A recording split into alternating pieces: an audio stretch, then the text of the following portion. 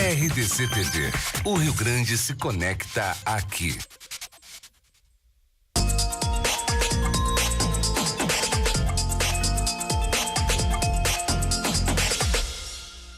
Muitos assuntos. Olá, boa noite. Está no ar o programa Cruzando as Conversas, que debate sua companhia de final de noite, de segunda a sábado, que debate temas importantes para a vida dos gaúchos. Hoje um tema de extrema relevância e importância. O governo federal quer a aprovação da nova base comum curricular do ensino médio até o final deste ano.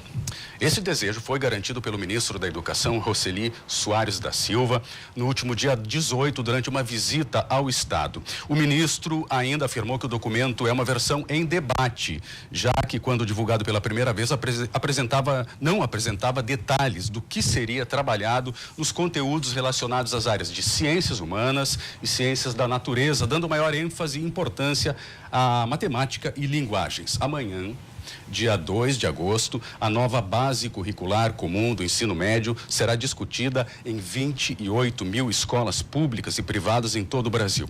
O objetivo do chamado Dia D é que alunos, professores e gestores apontem sugestões de mudanças e melhoria no documento que estabelece as diretrizes comuns de ensino médio para o país. Para debater este tema, nós recebemos e agradecemos a presença do historiador Adriano Viaro, da Agente Educacional e representante do CEPERS, Dulce Delan, da assessora do ensino médio da Secretaria Estadual da Educação, Adriana Schneider, e do presidente em exercício do Sindicato do Ensino Privado do Rio Grande do Sul, Osvino Toilier. A sua participação é essencial no programa. Envie a sua pergunta e a sua dúvida através do WhatsApp, através do número 998159990. Para que o seu comentário apareça na tela, durante o programa você também poderá enviar mensagens através dos lives do Facebook, das lives do Facebook e do Twitter na RDC TV. Bom, para começar esse debate sobre esse tema que é tão importante, tão relevante, né, para a sociedade, a base comum curricular do ensino médio, eu acho que seria interessante a gente começar apresentando a proposta do governo. O governo apresentou a proposta em abril. Agora ocorre uma série de debates públicos a respeito do tema, do assunto. O objetivo do governo é que essa base comum fosse aprovada e homologada ainda este ano, mas, enfim, há uma série de polêmica envolvendo a proposta, né? Então, eu iniciaria com a professora Adriana Schneider.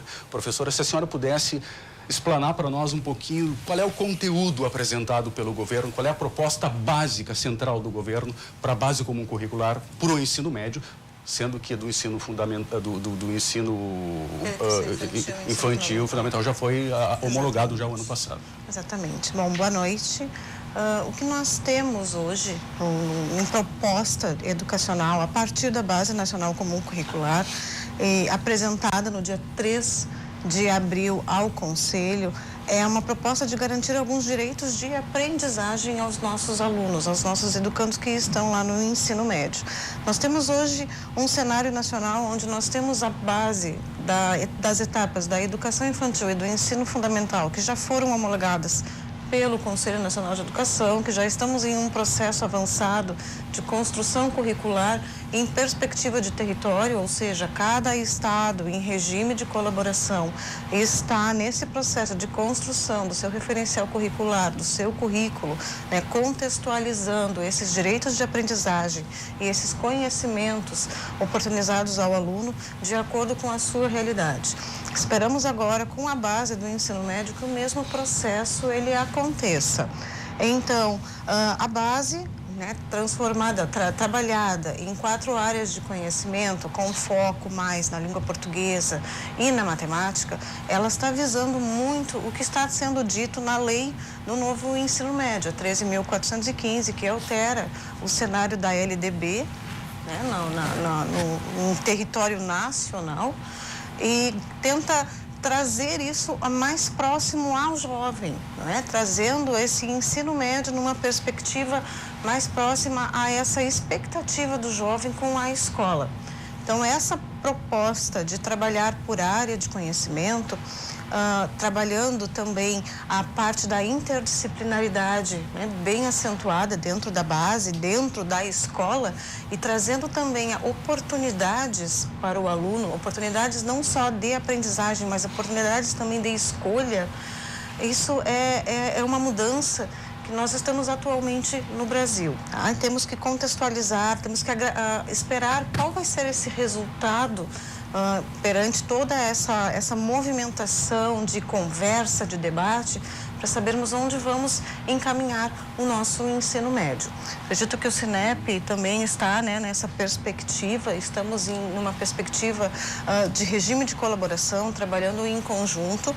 Na parte da educação infantil, estamos em regime de colaboração juntamente com a Undime, né, que trabalha com todos os municípios, e tem sido uma partida bem importante, bem bacana, de contextualizar todo esse processo educacional da educação básica que está acontecendo em nossas escolas.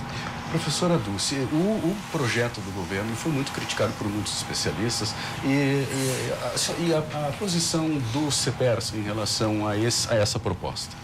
A posição do CEPERS é que é de rejeitar a proposta da Base Nacional Comum por um motivo principal, de uma necessidade principalmente de discussão maior com a comunidade escolar. Esse, vamos dizer, atribulamento e pressa em aprovar uma reforma tão profunda na educação, sem ter muitas explicações de como vai acontecer de fato os itinerários formativos, né? A informação de que e obrigatoriedade das disciplinas de português e matemática só, e falta muita informação de como vai acontecer nas escolas, né?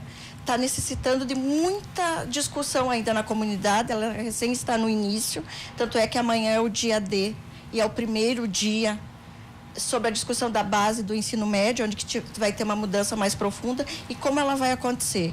Isso nós não temos resposta ainda, por isso no momento, tanto o CEPERS como a CNTE, que é a Confederação Nacional da Educação, né, estamos chamando contra a proposta, chamando pela revogação dessa proposta da Base Nacional Comum. Agora, professor Osina, essa base, ela vai servir tanto para as escolas públicas quanto para as escolas privadas. Muita coisa, me parece, já é, de certo modo, aplicado nas escolas privadas. Pelo menos essa ideia, né, do direcionamento do currículo, enfim, as escolas privadas, algumas já trabalham um pouco nesse sentido, né? Boa noite a você, Vitor, aos colegas aqui desse programa, o Adriano e a Dulce, e muito especialmente os telespectadores. Toda proposta de uma nova lei de educação, ela mexe com a concepção de países, sobretudo de pessoa humana. Ela é uma utopia e esta precisa ser muito bem discutida, muito bem avaliada, enfim, para poder chegar a um posicionamento final. Eu tenho uma trajetória longa na educação, eu estou na sala de aula desde 66, claro, aposentado nessa função, mas a educação é uma paixão pelo que ela envolve. O objetivo não é numa escola de chegar a uma ideia do professor diante dos seus alunos, o quadro negro. Ela hoje é um espaço aberto.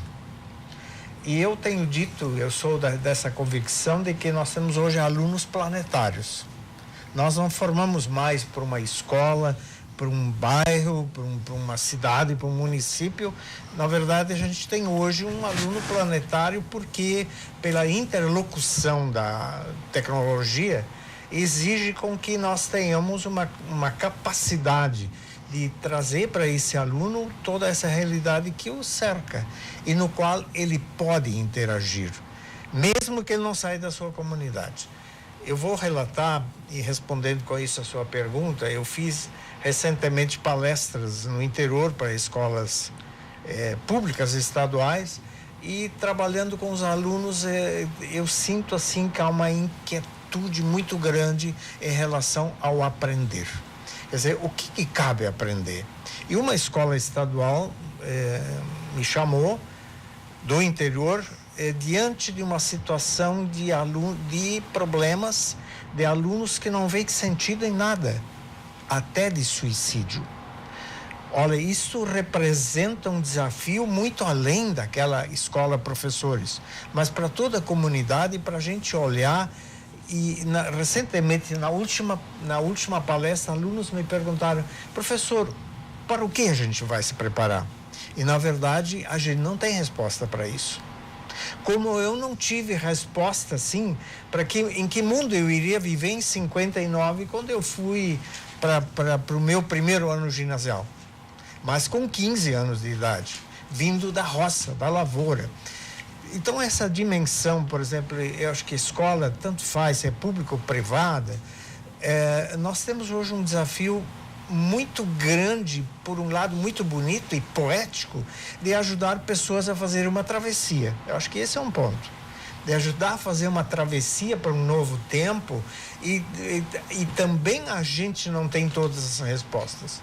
Nenhuma escola, nenhum dirigente, né, que seja como ele se chame, tem respostas prontas para aquilo que efetivamente, digamos, seja uma fórmula mágica, e é preciso um tempo de muita discussão, de muita construção, independente da ideia que a gente tiver, né, enfim, mas de poder tentar conceber uma proposta que dê uma resposta. Uma resposta a uma situação de um país que está lá na rabeira em avaliações internacionais. Eu tenho tido o privilégio de visitar escolas em outros países, enfim, eu vejo uma coisa, e isso que eu quero chamar a atenção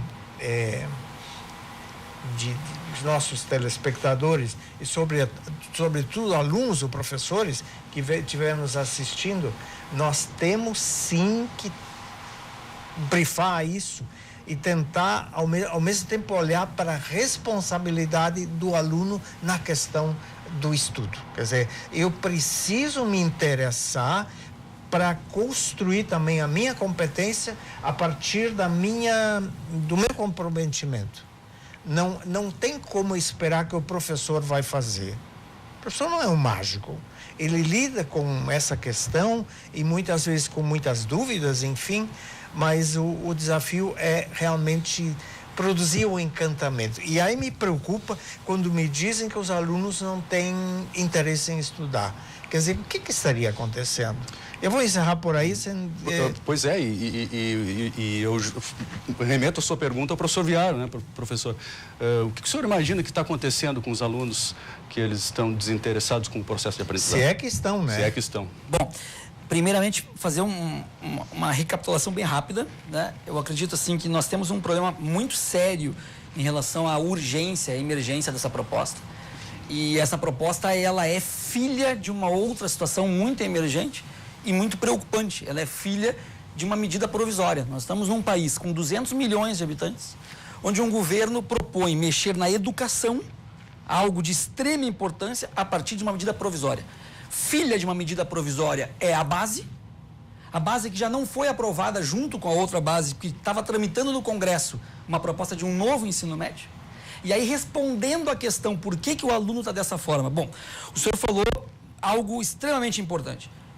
Alguns falam, inclusive, em suicídio. Eu vou trazer junto disso questão de ansiedade, que está dentro da sala de aula dos nossos alunos. Se eu tenho ansiedade, se eu tenho questões de tendência suicida, se eu tenho toda uma dúvida dentro de sala de aula, e aí eu vou permitir discordar de algumas questões, eu não acho que é a mesma coisa escola pública e escola particular. Não, não é. Inclusive, para tentar implantar essa proposta com os 5 itinerários formativos, é absolutamente distinto, diferente. E o que passa na cabeça do aluno? Nós estamos com um aluno que chega no ensino fundamental, no 9º ano, sem saber desenvolver um texto crítico, sem saber fazer interpretação de texto, porque o problema está lá embaixo. E esse aluno está recebendo de pressão da família, de pressão da sociedade e de pressão da escola, que ele tem que escolher o que ele quer aos 15 anos de idade.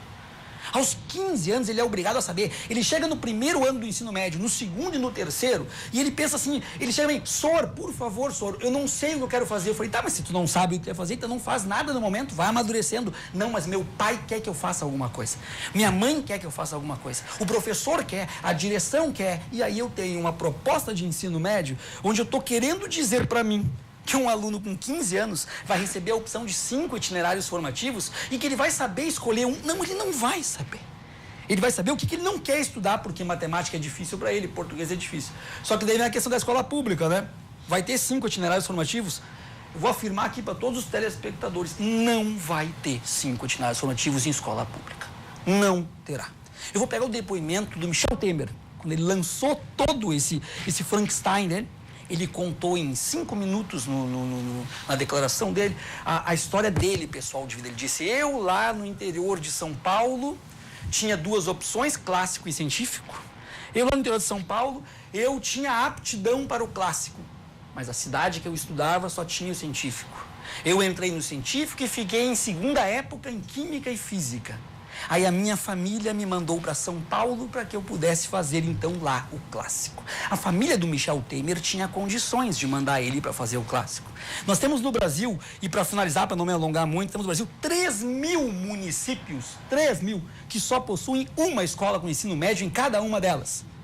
E se essas escolas tiverem só um itinerário formativo, ou 2, porque a lei não exige que tenham 5, se tiver um, esse aluno vai fazer o quê? Vai estudar aquilo que ele não quer? Ele não tendo a base comum, que é hoje, tendo a base comum, ele vai deixar de estudar o que ele gosta para estudar só o que ele não gosta naquilo que é a única opção dele. A autonomia vai ser da própria cidade, do próprio estado, para decidir o que vai colocar. Eu quero finalizar da seguinte forma. Ninguém em sã consciência diria que é contra a necessidade de uma reforma do ensino. Não, o ensino tem que ser reformado. O senhor mesmo trouxe brilhantemente os nossos índices em qualquer coisa que a gente faz, são os piores. Nós estamos perdendo para países muito abaixo do Brasil. Então, tem que mudar, tem que mudar. Agora, por favor, mudar com medida provisória, mudar com nivelamento de escola privada para escola pública e achar que são realidades iguais, aí nós estamos criando alguma coisa próxima de um apartheid educacional, o que é muito perigoso. Eu vi a declaração do Conselho Estadual de Educação de São Paulo, onde a representante, que eu não lembro o nome, ela disse da seguinte forma, nós temos que implantar, é positivo, é bom. Agora, se isso vai gerar mais desigualdade social no país, até acho que vai, mas nós vamos ficar atentos a isso. Eu não correria esse risco sem dar a devida discussão, o devido tempo e o momento para discutir. Porque, gente, nós estamos falando de educação, o que nós sabemos que é tão caro, tanto para quem está em sala de aula, para quem não está, não pode ser feito da noite para o dia, com o dia D. Vamos discutir o que a gente sabe que não vai ter nenhuma discussão e o interesse é fazer com que se aprove na rapidez que um governo que não tem legitimidade, basta ver a rejeição, precisa para se manter. Professora Adriana, a senhora acha que essa questão das diferenças socioeconômicas, elas podem realmente prejudicar e impedir a aplicação desse modelo? Bom, o professor trouxe importantes considerações, sim. Temos hoje, no cenário nacional, aproximadamente 3.000 municípios onde temos apenas uma escola. No cenário estadual, temos hoje 365 municípios com apenas uma escola de ensino médio. É uma realidade, representando cerca de 74% dos municípios do estado. Sim, é uma realidade, é uma preocupação, sim. Por isso que precisamos trabalhar com muita responsabilidade, sabe? Não temos que agileirar, deixar esse processo muito rápido, né? Temos que pensar, temos que refletir. O dia D que acontece amanhã é um dos movimentos que acontece, para nós discutirmos o que está acontecendo. Nós temos que levar isso em discussão nacional, temos que conversar. O professor Osvino nos traz essa realidade de que os nossos índices educacionais não são bons. Não são mesmo, vamos ser sinceros, não só os estaduais, como os nacionais, níveis, avaliação externa, avaliação internacional também não são bons. O que nós não podemos fazer é não fazer. Está na hora de chamar esse debate para a comunidade, para a sociedade, e temos que ter esse cuidado ao não criar essas desigualdades, principalmente essas sociais. Sabemos da realidade do Estado, conhecemos a realidade das escolas privadas, mas temos que pensar no que estamos fazendo em questão de qualidade para esse nosso aluno, qualidade para essas nossas escolas. Temos que pensar também no professor, sim, num processo de formação continuada para esse professor. Então, são vários aspectos que nós precisamos conversar, precisamos discutir amplamente antes de se pensar em mexer apenas no ensino médio, porque uma lei, uma medida provisória exige. Precisamos mexer no ensino médio porque precisamos melhorar a qualidade da educação, a qualidade desse comportamento de saída do nosso aluno, não apenas no ensino médio, mas também pensando em ensino fundamental. Sim, porque o nosso aluno de ensino médio, ele está vindo de um ensino fundamental. Então, precisamos pensar em todas as etapas da educação básica e nessa formação integral do aluno enquanto ser humano, pensando em todos esses aspectos. Eu queria só, se me permite, o Adriano afirmou, ou melhor, falou da escola pública e particular. Eu, salvo o melhor juízo, eu não equiparei, ou menos não quis equiparar a escola pública e escola particular. Eu lecionei em escola pública, talvez um tempo muito especial, porque congregava os melhores professores da cidade, né, em Santa Cruz, e com um enorme prestígio, né?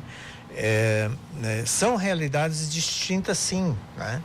Mas eu acho que a condição de que cada escola tem dentro de sua realidade de procurar ter um ensino de qualidade para a sua clientela, né? Naquela época tinha também no ensino médio só científico e clássico. Uhum. Eu lecionei nos dois, enfim, mas era um tempo de alunos muito interessados e comprometidos, e muita gratidão ao professor pelo que eles conseguiam aprender. Se me permite colocar só uma pimentinha? Pode.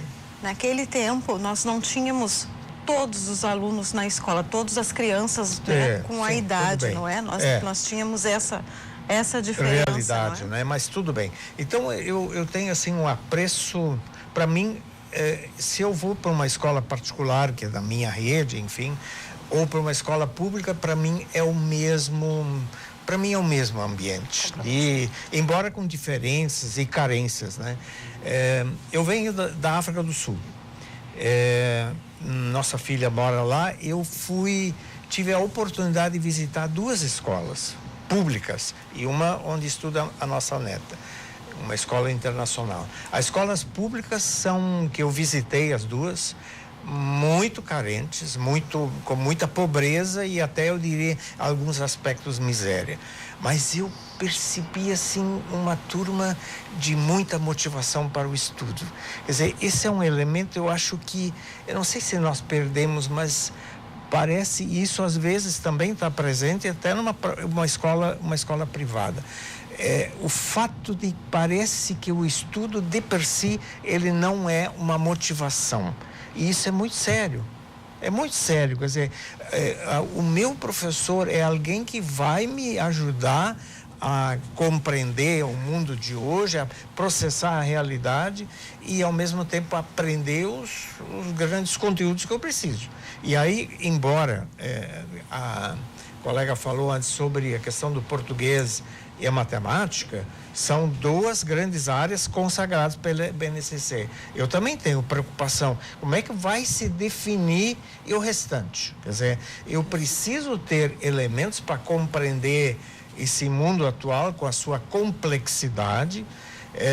Eu tenho que ter o domínio de geografia, de história, de ciências, enfim, de todos os conteúdos que se processam para poder aprender o mundo em que nós vivemos. Esse, para mim, é o grande desafio e também uma inquietude minha.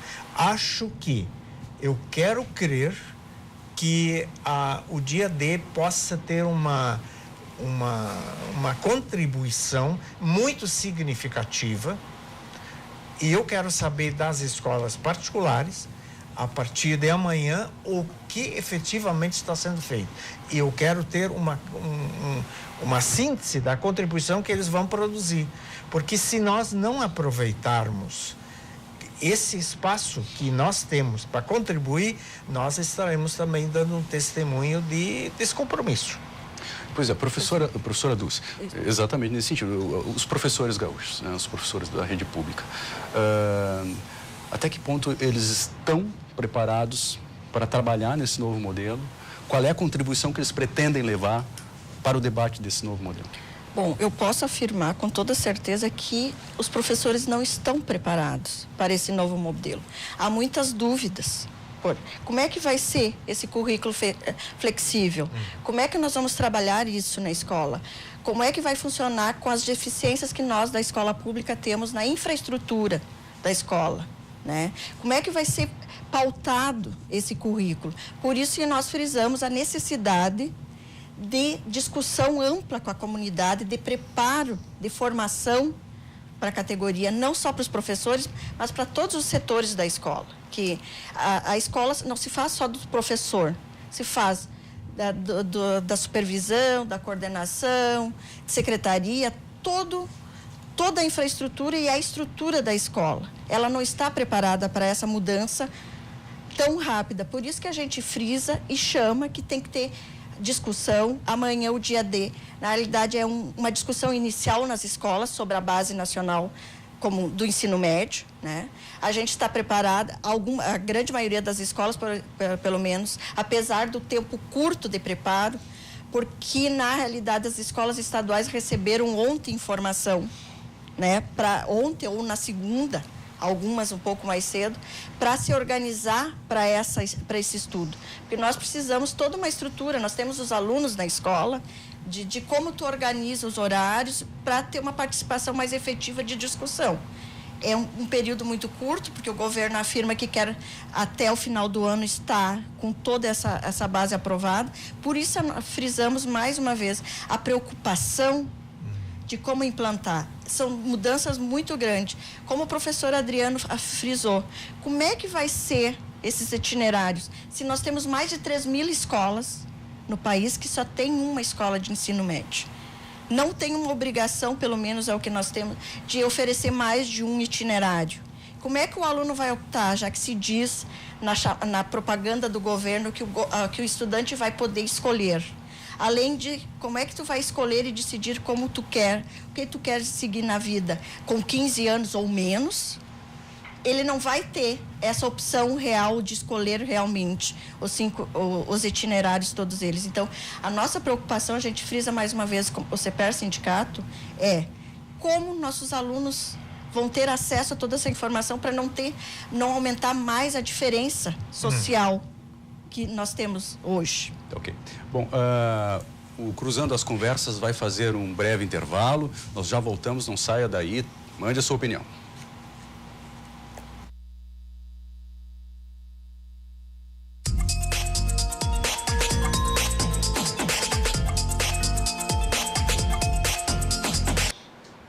O Cruzando as Conversas está de volta hoje discutindo a base comum curricular do ensino médio brasileiro. Lembre, você pode mandar a sua opinião, sua pergunta através do WhatsApp 99815-9990. Também o seu comentário pode aparecer aí na tela. Você pode enviar a sua mensagem através das lives do Facebook e do Twitter da RDC TV. Participe. Professor Viaro, eu acho que ficaram várias questões, pontos um pouquinho pendentes do primeiro bloco. Acho que seria importante a gente discutir, a gente falar sobre os modelos, né, que serviram de base para esse nosso currículo comum, né, essa base curricular comum, já que essa proposta de base comum curricular, ela não é uma novidade do mundo inteiro, ela existe em vários países inclusive que fizeram reformas educacionais importantes, como a Coreia do Sul, como a Finlândia. A proposta, enfim, ela já existe, acontece em vários locais. Agora, tem a dificuldade de implementação, que já foi colocado aqui por vários motivos. Gostaria que o senhor falasse um pouquinho também sobre Eu vou bater em cima de algumas teclas que nós já falamos, que é importante frisar, porque a população está vendo, está se informando, está vendo televisão. E o que ocorre? É muito rápido, é muita pressa, estão agilizando o processo. Eu quero deixar bem claro que ninguém, e é o meu caso, não somos contra a mudança do ensino. O nosso ensino, ele está precário. Agora, tem algumas questões. Por exemplo, eu não falei, possível que teria nivelado o público com o privado, sim. Mas sim que o projeto faz isso. Ao meu entender, o projeto faz isso. Porque ele traz propostas de mudanças onde, para a rede privada, é muito mais fácil de implantação do que para a rede pública. Por quê? Vamos partir para os próprios itinerários formativos. Uhum. Vamos partir para o próprio. Por exemplo, há uma discussão assim, mas o governo vai ajudar. Nós temos um congelamento de 20 anos para investimento em educação. Como é que eu vou mexer nisso? Se eu congelo de um lado, crio do outro e eu separo. Eu estou dividindo. Escola particular vai me dar os itinerários, vai me dar a possibilidade. Aí mais uma questão, né, que o senhor sabe, eu sei também, por estar dentro da privada. Escola particular não é tudo a mesma coisa. Eu tenho a escola particular de uma classe média emergente, lá com o pai que dá duro, que trabalha com inadimplência e com tudo mais, e eu tenho a escola privada de uma classe muito mais rica, que vai ter a capacidade que aquela outra também não tem, e que talvez essa escola privada de uma classe média mais baixa vai ter a mesma dificuldade da escola pública. Eu posso dizer que é a mesma mesmo. Eu vivo dentro disso aí com toda essa dificuldade. Então, ele traz essa dificuldade principalmente por tudo que amarrou a proposta. E eu vou frisar, 20 anos de congelamento na educação, sem investimento. Aí a população olha a TV e vê assim, não, mas o governo disse que vai apoiar, que vai ajudar a implantar, que vai ter investimento. Então, eu não estou entendendo que congelamento é esse. Ninguém veio para a TV me dizer isso. Ninguém veio me dizer, mas então é congelamento, mas não é. Na hora de implantar, então, a base, esquece o congelamento e faz... De repente, vocês podem me trazer alguma informação nova que eu não sei, porque eu procurei e não achei. Eu vi que o congelamento é o congelamento. Congelou e não tem por 20 anos. Então, não vai ser implantado. Eu tenho uma escola pública que vai fazer uma reserva social de mercado, ou seja, eu formo para aquilo, para aquele ponto, para aquele mote. E a outra que tem condições, forma para o outro lado. Eu sou um profissional da privada, beleza. Só que tem uma coisa, gente, a gente está discutindo a reforma do ensino médio, não reforma do ensino médio da rede privada. Base nacional do ensino médio, não base nacional da rede privada de ensino médio. Não, é para todo mundo. E quando mostra que é para todo mundo, eu, sinceramente, fico bem preocupado. Para finalizar, Vitor, eu não sou contra o dia D, mas eu acho que tinha que ser o mês D, o semestre D, o trimestre D. E não vai funcionar assim. Nós estamos dentro de escola e estamos vendo. É o dia D para discutir, para apresentar. Só para discutir e apresentar, eu preciso de semestre. Dia não me basta. As escolas estão tentando, da noite para o dia, reunir professores para discutir comunidade e o tempo é muito curto porque tudo foi curto, tudo foi rápido. Medida provisória de um governo que não tem representatividade, a rejeição está lá em cima. Tudo muito rápido porque está acabando o mandato e eu tenho que fazer de uma vez. É tudo às pressas, educação com pressa. Nós temos países, Coreia do Sul, Finlândia, eu não vou conseguir comparar o Brasil com esses países. Desculpa, não vou conseguir. Tá? E eu tenho certeza que esses países que chegaram num nível de excelência de educação não fizeram com um dia, não fizeram da noite para o dia. Tem gente falando que isso aí foi discutido por 4 anos, não foi, foram 8 meses de discussão.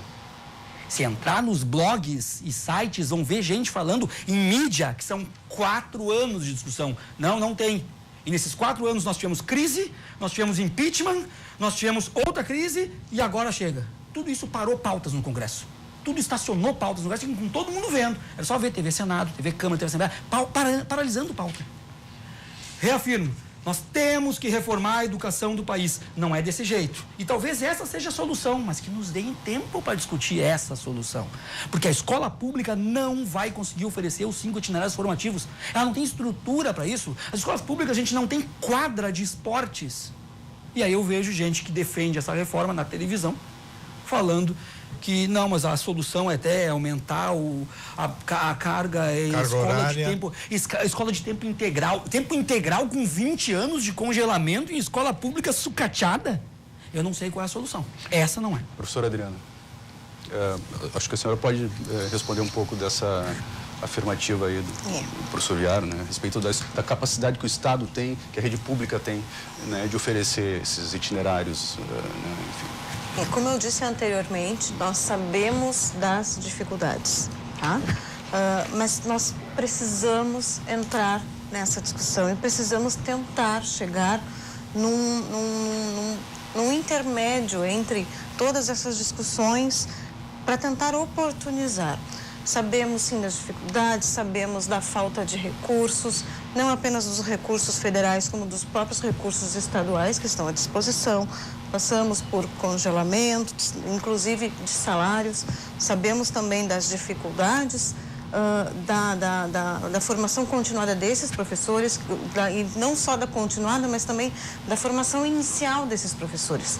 Se hoje nós trabalhamos numa perspectiva de uma base, que ela está vindo por área de conhecimento, os professores, na sua formação inicial, lá nas suas licenciaturas, ainda foram formados em componentes curriculares, não é? Também sabemos desta realidade. Mas temos que contextualizar um pouquinho a questão da base, tá? E a questão da própria legislação. A base ela já está prevista desde a Constituição de 88. E em 96, com a LDB, Lei de Diretrizes e Bases, também. Então, nós estamos devendo muito ainda para a nossa educação. Talvez começar uma reforma de ensino médio, começar uma reforma, até não gostamos muito de usar o termo reforma, porque quando a gente faz uma reforma, a gente pensa em casa, em construção, uma reforma parece assim, um puxadinho, uma melhoria ali, mas quando falamos em novo ensino médio, pensamos sim em mudar esse ensino médio, né? Reorganizar ele de tal forma que a gente faça essa adequação ao nível de ensino e trabalhar com esses alunos dentro de escolas de forma mais ampla e de forma com que esses alunos realmente merecem, né? Não só os alunos, mas abarcando a todos os integrantes da educação, alunos, professores, servidores, os especialistas, a comunidade, os pais, todos que fazem parte desse processo educacional. A base comum curricular, quando ela fala no ensino médio em áreas de conhecimento e não em disciplinas, isso para nós não é tão gritante, porque ela é mais ampla, ela está genérica. Quando pensamos em base, não podemos pensar somente no ensino privado, somente no ensino público, somente no estado do Rio Grande do Sul. Temos que pensar em questão de território nacional. Então, ela é uma base que ela não é um currículo, tá? Isso a gente tem que esclarecer bastante. Ela é direitos de aprendizagem que o aluno tem que ter. E com isso, então, é uma base comum curricular no território nacional. Então, ela vindo em área de conhecimento e atrelada à Lei 13.415, onde as redes de ensino terão essa autonomia para dispor como será a sua organização, isso compete a nós, a rede de ensino, ou rede pública ou rede privada, a como organizar esses seus componentes curriculares. Quando nós temos como as disciplinas obrigatórias, português e matemática, isso não está desmerecendo as demais disciplinas. O que ela está deixando a critério da rede é fazer essa construção curricular da melhor forma possível, podendo sim ser uma disciplina, podendo ser um componente curricular, podendo ser em forma de seminários, em forma de projetos. Então, organização curricular da melhor forma que a rede de ensino pensa para a sua realidade.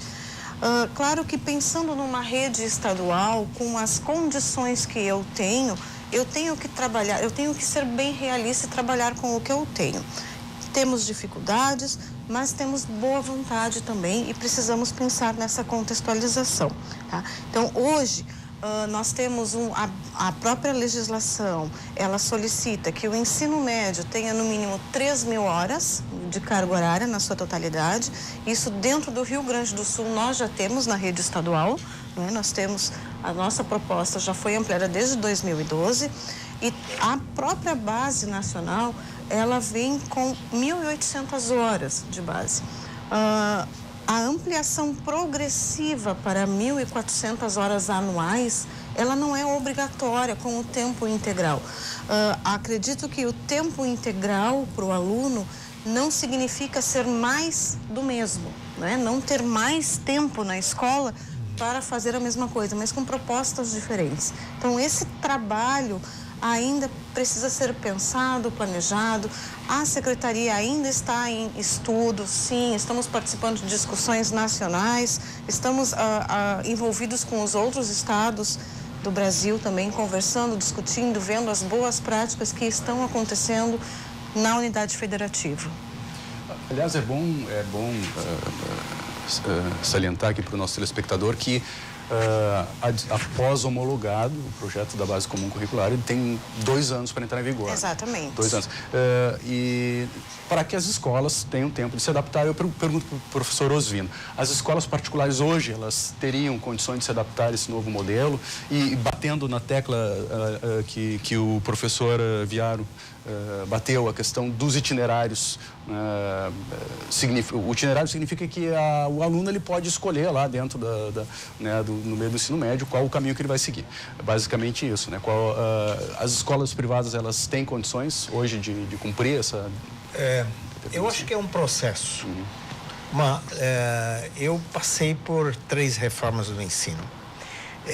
Em 61, nós tivemos a 4.024, que definia do Oiapoque ao Chuí o que se estudava em história, geografia e assim por diante, né? Depois veio a reforma do ensino, eu entrei com a 4.024.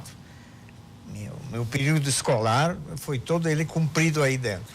Quando veio a reforma do ensino, eu já era professor. Aí eu estudei e lecionei como professor de português, com um programa com uma base gramatical. Quando veio a reforma do ensino, acabou tudo. Aí virou comunicação e expressão. Aí, de repente, eu tive que entrar por um processo de reciclagem, e foi um programa para poder se adequar, e foi muito difícil isso. Mas o que aconteceu? Nós desabilitamos, no caso da linguagem português, e a gente, em tese, não podia mais dar gramática. Muito rapidamente se correu atrás do prejuízo, porque os professores eram formados em comunicação e expressão, que é sem dúvida uma base interessante, mas não conheciam a língua. E nós tivemos que voltar atrás. Eu me lembro muito bem, nessa época, o famoso e saudoso professor Edson de Oliveira, ele tinha um curso, o CPP, Curso Permanente de Português, e a chamada dele era a seguinte: agora que você está formado, vem aprender português. Quer dizer, nós não podemos cometer novamente esse erro. Nós não podemos desabilitar, e também não está se dizendo isso, mas tudo que se está fazendo está errado. Vamos partir agora para um novo que a escola vai conceber. Eu acho que é muita responsabilidade jogar isso para a escola, mesmo que ela tenha competência para contribuir com muita coisa. Mas é preciso que haja um tempo e concebido por pessoas, por estudiosos, por especialistas, dentro de uma ideia de currículo que atenda a uma base nacional, sim, porque se cada um formar o seu currículo, aonde nós vamos dialogar como nacionalidade? Isso não é possível. No meu entendimento, salvo o melhor juízo, isso não é possível. Então, eu saúdo a liberdade com que a escola tenha de formar os seus itinerários formativos. Eu acho que o telespectador daqui a pouco até quer saber, mas o que são esses itinerários formativos? São concebidos em 5 áreas: linguagens, matemáticas, ciências humanas, ciência da natureza e ensino profissional. Se vocês estão lembrados, na reforma do ensino nós tínhamos o núcleo comum, que é a base que valia para todo o país, e a parte diversificada do currículo era um espaço onde a gente podia contemplar a regionalidade. Quer dizer, eu acho que a dita BNCC, de que nós estamos falando, ela enseja isso. No fundo, eu estou dando outro nome. Para a parte do núcleo comum, eu estou dando as bases das grandes áreas que aqui se falou, que é linguagens e suas tecnologias, matemática e suas tecnologias, mas dando um espaço para ciências da natureza e ciências humanas. Quer dizer, eu preciso completar isso todo para poder ter um aluno com uma condição de compreender o mundo em que nós estamos vivendo. Você me pergunta, eu respondo. As escolas estão preparadas? Preparadas não, mas tem que se preparar. Eu acho que eu não posso renunciar a um espaço, mesmo que ele não seja do jeito como eu gostaria que fosse, para que talvez se postergue a implantação, e tem 2 anos, como você disse, Vitor, eu acho que é muito tempo, mas nós temos que entrar dentro de uma realidade onde o país precisa entrar numa frequência de um novo mundo que nós estamos vivendo.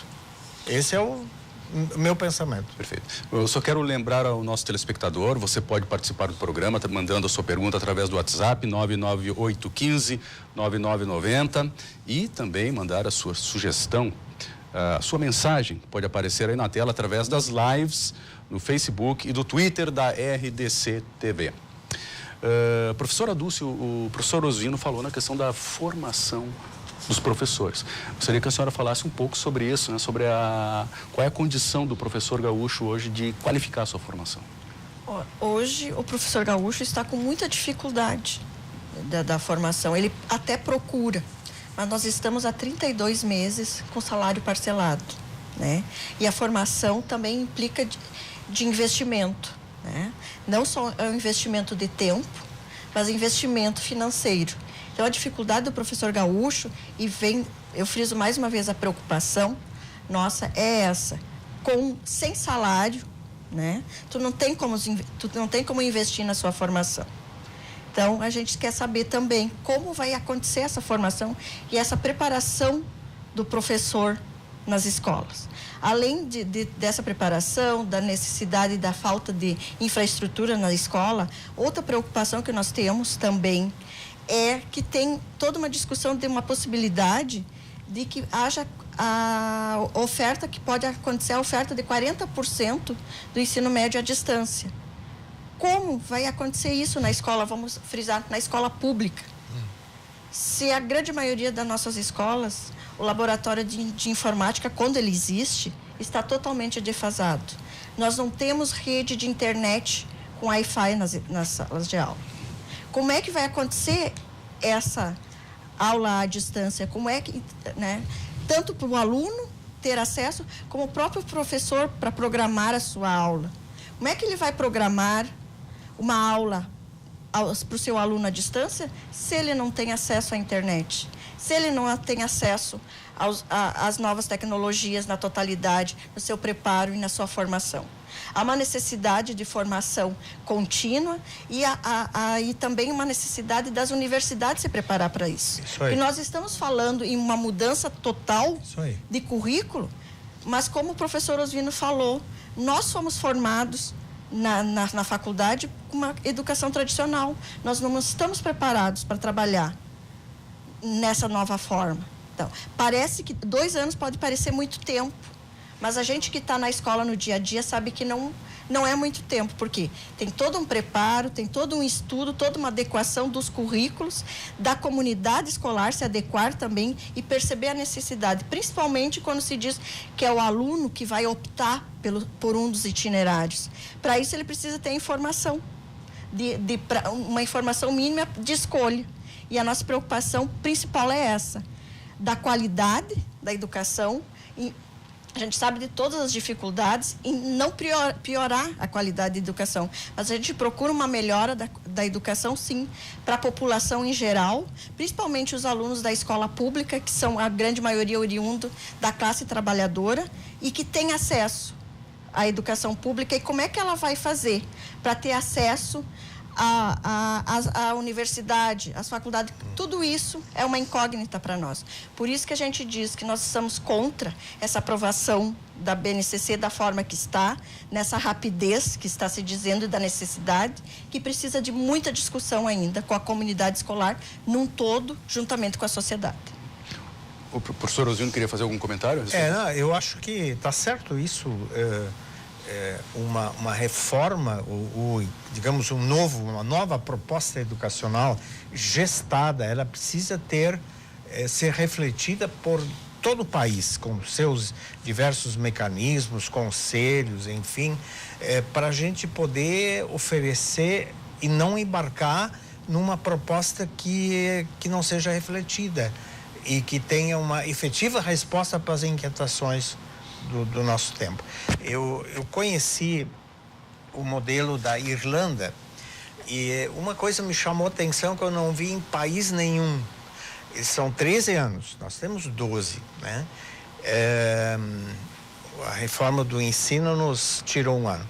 Então, nós temos 12 anos. Mas o 10º ano da Irlanda, eles chamam de transition year, ou seja, um ano de transição.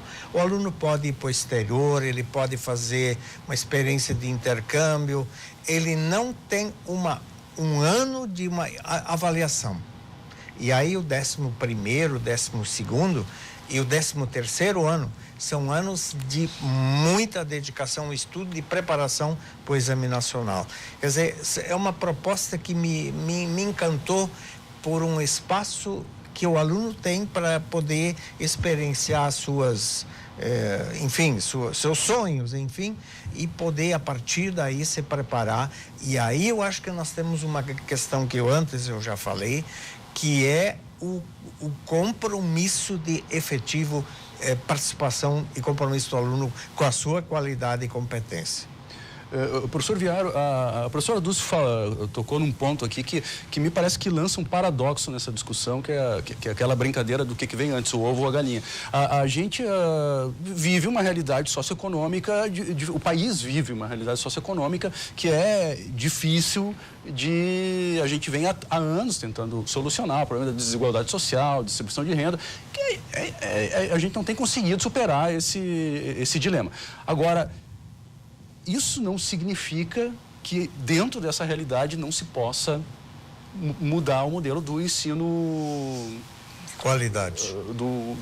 A qualidade e o modelo do ensino básico, né? Eu gostaria que o senhor falasse um pouco sobre esse paradoxo de como fazer essa mudança, implementar essas mudanças diante de uma realidade social e econômica que não é ideal. Bom, primeiramente, não pode implantar nada com pressa. Absolutamente nada. Não tem como. Nós falamos aqui em Finlândia, em Coreia do Sul e falamos em Irlanda. Eu tenho certeza que nesses países as salas de aula não possuem goteiras, classes quebradas, quadras de esporte sem nenhuma condição, salários parcelados, telhados que voam num temporal e não há dinheiro para repor em menos de 3, 4, 5 meses. Tem que tirar o aluno daquela estrutura, colocar para outra estrutura. Não precisa nem citar o que está acontecendo com o Instituto de Educação em Porto Alegre. Sabemos tudo o que se passa na obra daquele prédio. Então, eu não tenho como traçar parâmetros com países de primeiro mundo ou de primeiríssimo mundo, porque com uma realidade absolutamente diferente, sem falar no tamanho do território, tamanho da população, sim, muito mais fácil de implantar. Então, eu não consigo trazer esse tipo de parâmetro. Agora, o que fazer? Bom, primeiro, sem pressa, evidentemente. E quando eu digo sem pressa, é porque tudo que aí está, o documento que nos passaram, ele já foi feito às pressas. Tu apresenta ele como ele está, sendo feito às pressas. Se disser que agora vai ter tempo para discutir, bom, já é tempo para discutir alguma coisa que se formou sem tempo para ter sido formado. Nós queremos voltar e discutir. Por isso que eu sou a favor da revogação, sim. Mas a revogação por quê? Porque nós precisamos de uma vez por todas mudar. Reformar, mudar, mas com tempo para isso. A pergunta que tu me diz não é uma pergunta paradoxal, é uma pergunta quase que sem resposta, quase que inexequível se nós não pararmos para pensar. São situações diferentes, escola particular, escola pública. Dentro da particular são situações diferentes, dentro da pública são situações diferentes, e nós precisamos pensar numa coisa que as duas colegas falaram aqui, que é fundamental. O professor em sala de aula, a formação do professor, a exigência de tempo do professor, o que o professor tem de vida ou de subvida em cima disso aí. O Osino trouxe uma questão que é interessantíssima das outras reformas do ensino, mas também não podemos esquecer que naquele momento 60% da população brasileira vivia no campo. 60% vivia no campo, 40% nas cidades. Com uma mudança que vem a partir do Kubitschek, que vai acelerar e ainda leva um pouquinho. Então, uma situação completamente diferente. E nós estamos hoje mexendo num ensino onde está todo mundo na cidade, todo mundo no meio urbano. Tem que ter espaço para todo mundo e tem que ter espaço para todo mundo na escola. E aí eu coloco como? Para dentro com escola sucateada, com professor sem salário. Eu ainda vou colocando agora, a gente não falou numa questão que envolve tudo isso, né? Que são os profissionais com notório saber.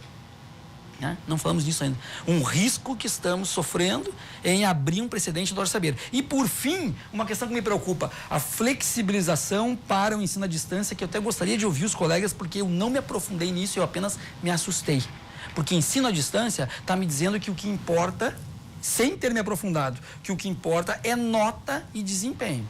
Quando, na verdade, escola é convívio social, é relação social e não colocar o aluno atrás de uma tela de computador num quarto escuro para estudar à distância. Nós voltamos a esse assunto no próximo bloco. Vamos fazer agora um breve intervalo.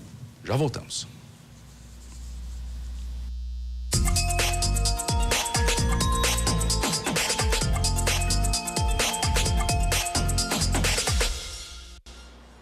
Cruzando as Conversas está de volta hoje discutindo a base comum curricular do ensino médio. Lembre, você pode participar aqui do programa através do número no WhatsApp, 998159990, mandar a sua mensagem, que vai aparecer aí na tela, através das lives do Facebook e do Twitter, aqui da RDC TV. Dois temas que ficaram pendentes aí do primeiro bloco, a questão do notório saber e a questão do ensino à distância. Professora Adriana, acho que a senhora poderia complementar um pouquinho mais, depois o professor Osvino também quer falar sobre. Acredito que o notório saber, ele ainda é um tema bastante polêmico e até mesmo por falta de entendimento ou de esclarecimento. Né? Ficamos, às vezes, com alguns conceitos colocados por mídias ou por pessoas que não têm o devido conhecimento dentro de uma escola. Em princípio, o notório saber, ele está elencado efetivamente ao ensino técnico profissional. Tá?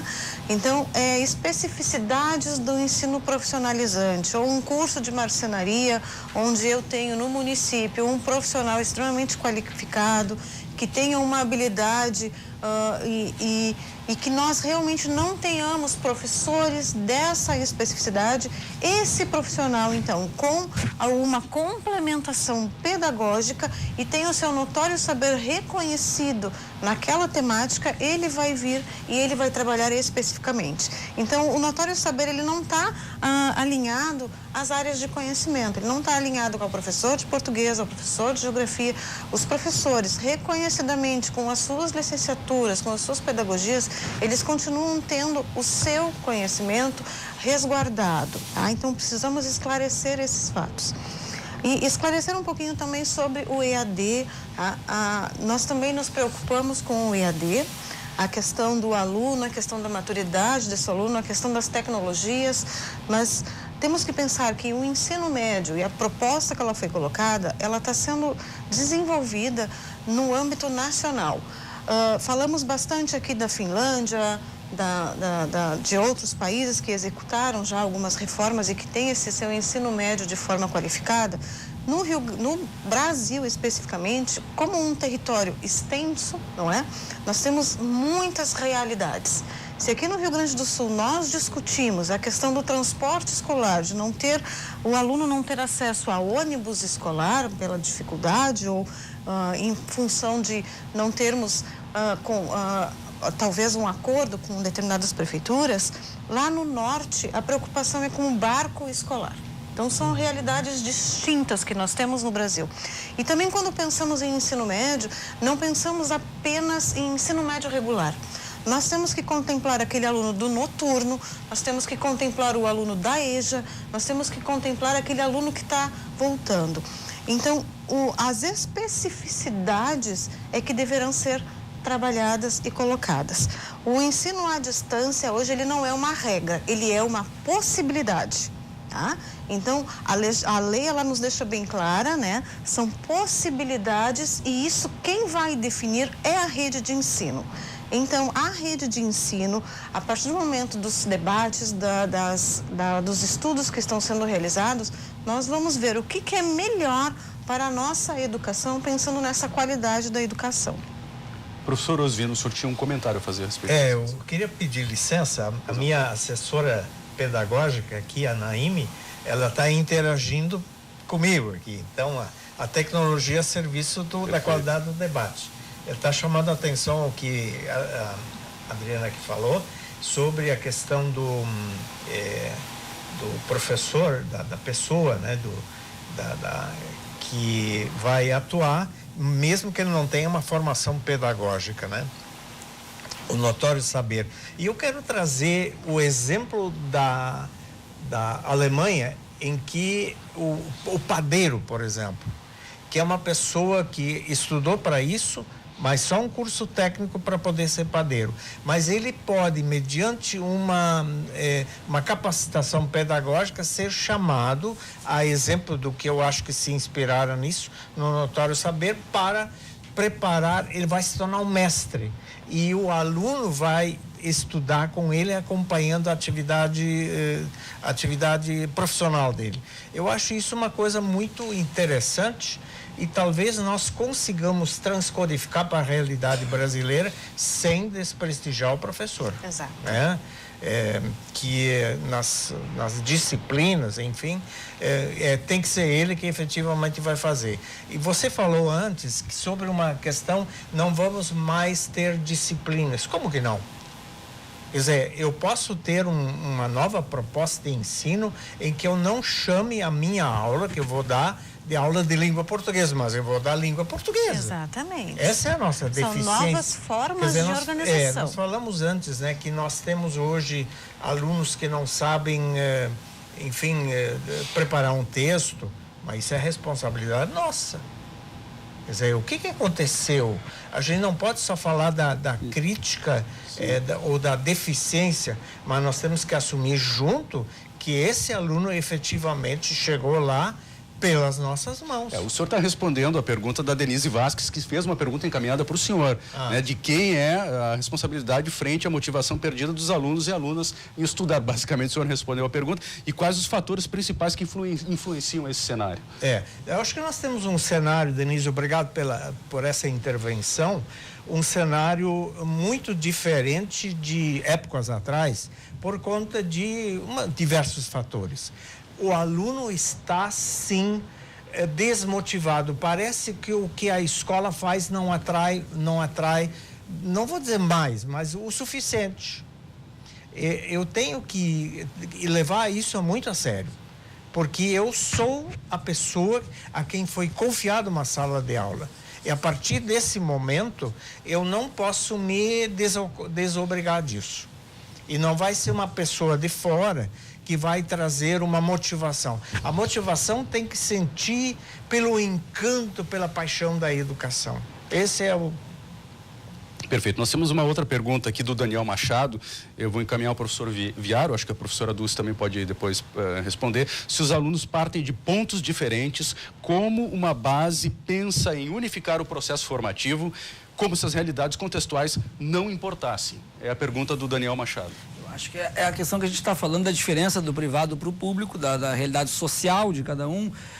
Dá para pegar gancho em tanta coisa que a gente falou. Eu queria, antes de responder, dizer que a questão do notório saber traz essa questão para dentro, porque lá no interior, numa escola, numa cidade pequena, onde não há um profissional capacitado para aquela área e não retirando o lugar do professor, então ele vai se adequar. Quanto ao que o Daniel falou, é uma questão de, acima de tudo, preocupação.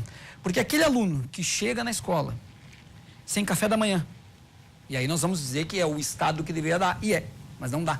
Sem café da manhã. Aquele aluno que caminha 10 quilômetros para chegar na escola, e nós temos essa realidade no Brasil.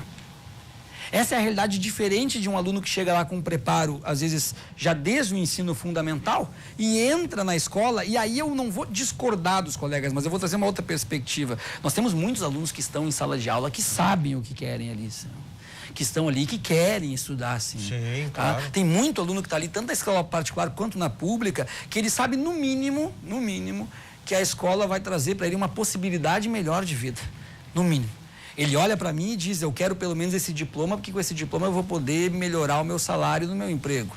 Então, se ele está desmotivado para aquilo que a escola oferece, ele sabe que a escola ainda é necessário para ele. Então, eu acho que o problema é menor para resolver, porque ele ainda tem essa possibilidade de saber que ele tem que estar ali dentro. Principalmente o aluno de escola pública, porque o aluno de escola particular, e aí eu falo pelos meus alunos, ele tem a base mínima do que ele precisa.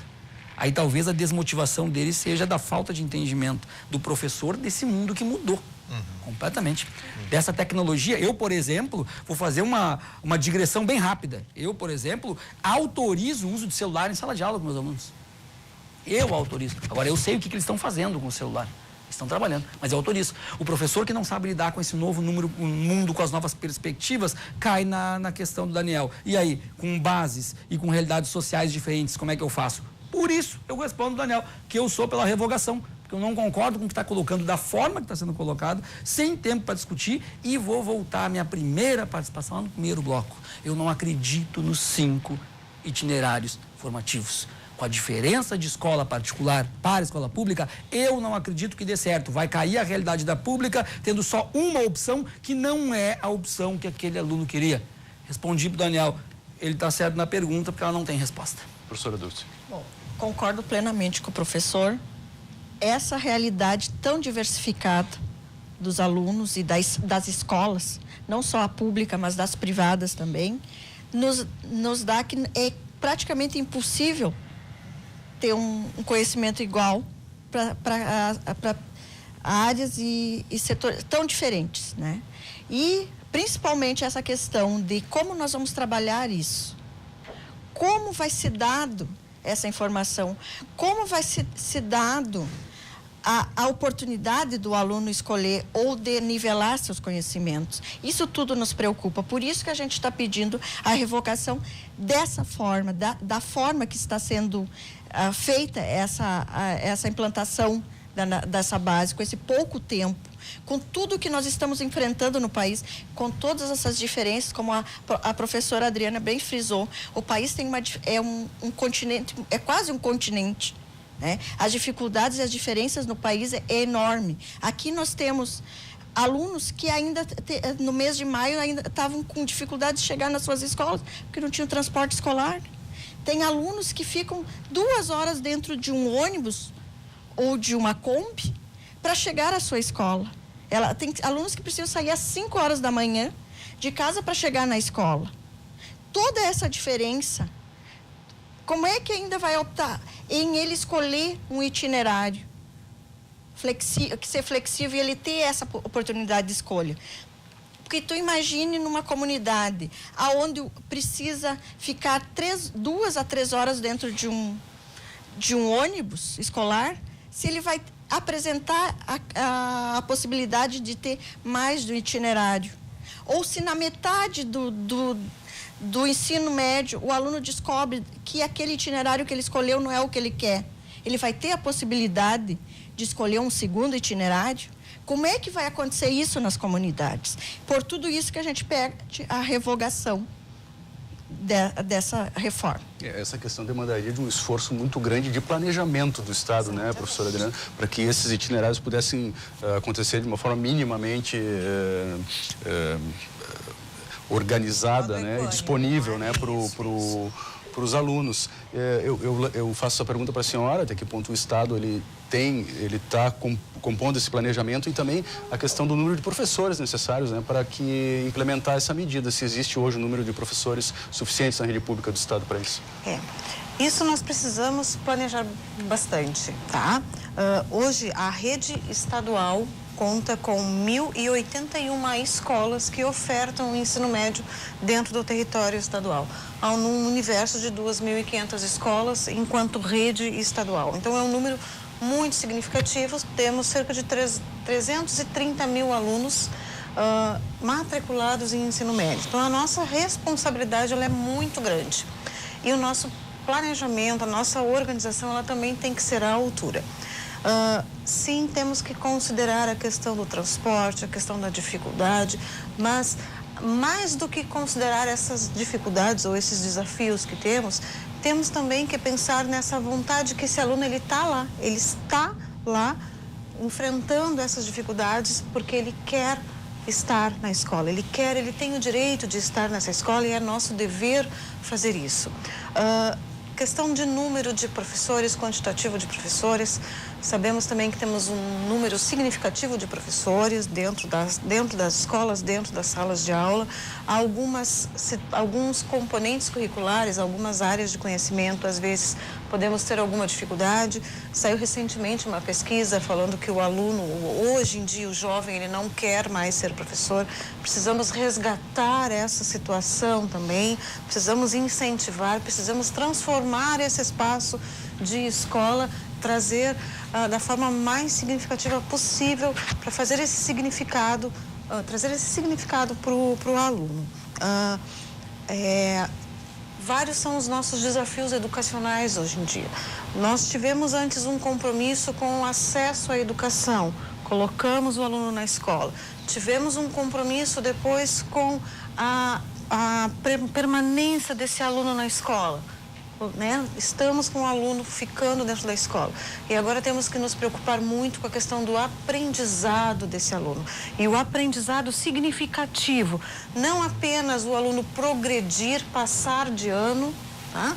Mas ele passar de ano com um aprendizado mesmo. Tá? O aluno adquirir isso. E além disso também garantir que esse aluno tenha esse significado de escola. O que essa escola significa para ele? Tá? Vimos também aqui com os professores falando da questão do jovem. Hoje em dia o mundo ele é muito diverso.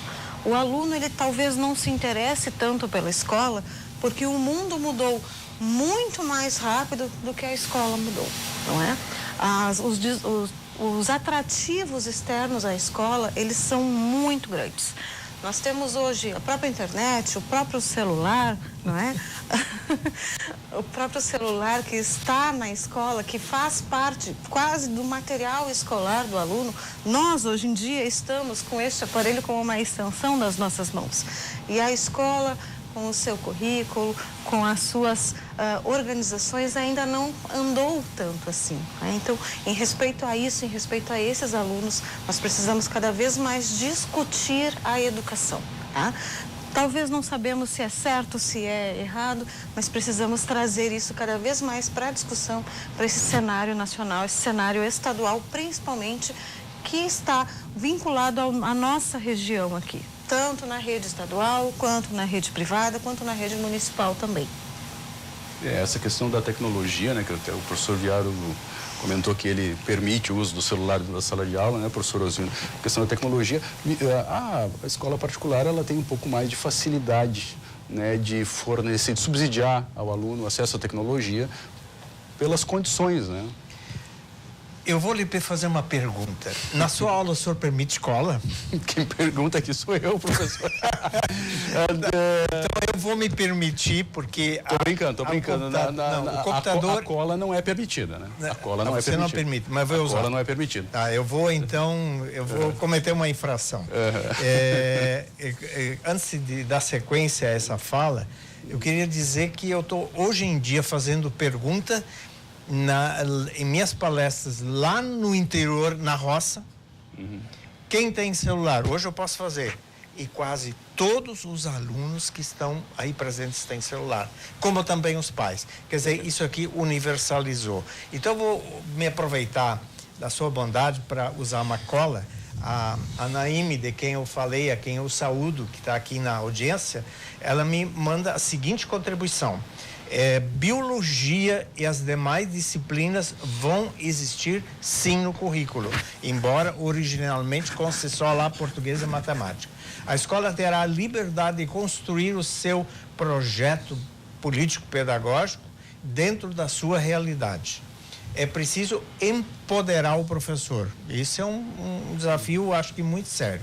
Não vou me perguntar como, porque isso depende de cada realidade.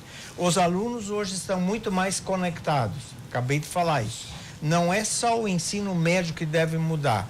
A escola precisa trabalhar com projetos de vida desde a educação infantil, e os 5 itinerários não serão obrigatórios. Como preencher isso, Naime vai ter que me explicar amanhã. É verdade. Bom, nós já estamos no período das considerações finais do programa. Professor Viaro, eu pedia que o senhor fizesse uma consideração final brevemente, por favor.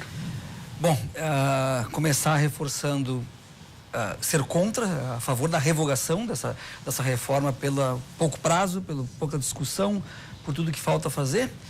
Reforçando que a sala de aula tem que ser analisada também de dentro para fora. Eu não vejo que a melhor forma é essa de dizer que a escola tem que se preparar depois que a gente implanta alguma coisa. Não, eu acredito que nós temos que preparar a escola primeiro.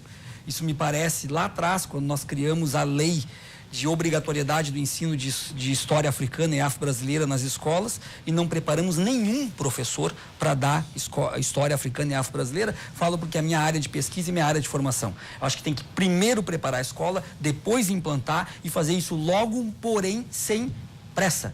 Com velocidade, sem pressa, porque não são sinônimos, são questões diferentes. Fora isso, eu acredito que tem muito ainda para ajustar e, reforço, não podemos comparar Brasil com realidades de países de primeiro mundo de Europa, porque se assim fizermos, vamos estar andando na marcha ré. Professora Dulce, considerações finais. Bom, primeiro, a professora Adriana disse que nós precisamos incentivar o jovem a ser professor, porque tem essa pesquisa que muito pouco, menos de 2% quer ser professor. O incentivo passa pela valorização do profissional, pela valorização da categoria, né? E as mudanças também passam por isso, né? Então, nós somos pela revogação da BNCC. Por quê? Porque está faltando valorização do profissional, principalmente no Rio Grande do Sul, né? E não vou falar nem da falta de investimentos. Todas essas mudanças são necessárias, mudanças sim, mas elas necessitam de investimento.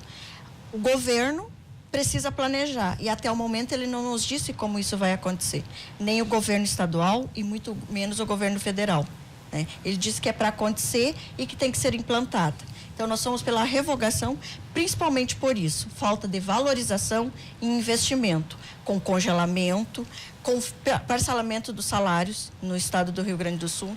Não tem como valorizar e querer que a sociedade invista no estudo de ser um profissional na educação, se eles hoje estão vendo que o professor não tem certeza de quando vai receber seu salário, não tem certeza de como ele vai enfrentar as mudanças dentro da sala de aula, por falta de infraestrutura e de tudo que nós elencamos hoje aqui, pela revogação da Base Nacional Comum, como está. Professora Adriana, por favor, considerações finais. Bom, antes de mais nada, eu gostaria de agradecer imensamente a oportunidade de estar aqui e principalmente deste espaço aberto para essa discussão e para esses diferentes momentos em que nós discutimos não apenas a base nacional, mas a estrutura e a organização de um ensino médio. Temos que ter mais momentos como este, temos que ter mais espaços como este, onde trazer a educação com quem realmente trabalha com educação para discutir isto. Agradeço também as considerações colocadas aqui, todas de grande importância, grande relevância para pensarmos nesta qualidade e nesta educação. E antes de mais nada, somos todos professores. Apesar de posições diferentes, somos professores e estamos todos aqui unidos num único objetivo, que é a qualidade na educação. Professor Osino, por favor. Eu vou me permitir para concluir com uma observação da minha visita a duas escolas públicas em Joanesburgo, na África do Sul. Numa escola, o diretor me disse que o governo pagava a ele por 680 alunos, mas que ele tinha 1.300. Então ele tinha 680 carteiras, cadeiras. Eu perguntei aos demais alunos: professor, senta no chão. Eu não estou pregando isso para a realidade brasileira, nem trazendo para a gente se conformar com a nossa deficiência. Mas eu fiz o meu primário lá no interior, caminhando como minha família, de 3 quilômetros a pé. Quer dizer, eu acho que nós temos hoje alguns aspectos que melhoraram muito, mas precisamos ter outras melhorias, mas não é só a questão material que vai resolver o problema da dita deficiência do ensino brasileiro. A necessidade de uma consciência de que nós precisamos superar em primeiro lugar, um investimento maciço em educação, melhores condições para o professor, remuneração inclusive, e para que nossos jovens, nossos netos possam ter uma escola de qualidade, seja onde estiverem. Tá bem, professor Osvino, muito obrigado. Eu quero agradecer muito aqui a presença, então, do historiador Adriano Viaro, da agente educacional e representante do CEPERS, Dulce Delan, assessora de ensino médio da Secretaria Estadual da Educação, Adriana Schneider, e do presidente em exercício do Sindicato do Ensino Privado do Rio Grande do Sul, Osvino Toilier. Agradeço muito a sua audiência, obrigado por participar do programa, obrigado a você que mandou a sua contribuição, sua sugestão, sua opinião, a sua pergunta. O Cruzando as Conversas de hoje fica por aqui, até a próxima.